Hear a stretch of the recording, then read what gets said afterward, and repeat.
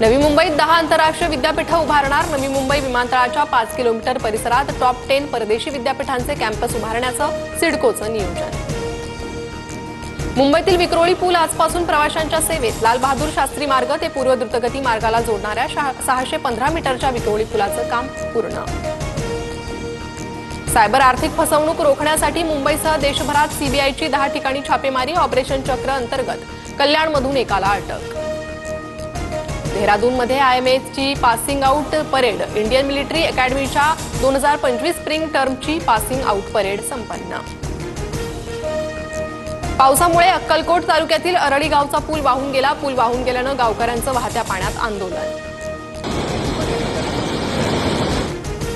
पुण्यात मुसळधार पावसाची हजेरी। अनेक भागात पाणी साचलं। दिवे घाटात मुसळधार पावसामुळे पाणीच पाणी।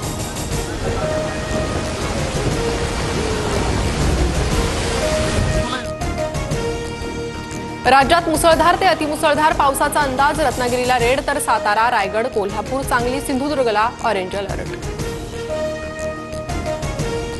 मध्य पश्चिम आणि हार्बर रेल्वेवर उद्या मेगा ब्लॉक। मध्य मार्गावर सीएसएमटी ते विद्याविहार, पश्चिम मार्गावर सांताक्रूज ते गोरेगाव आणि हार्बरवर पनवेल ते वाशी ब्लॉक।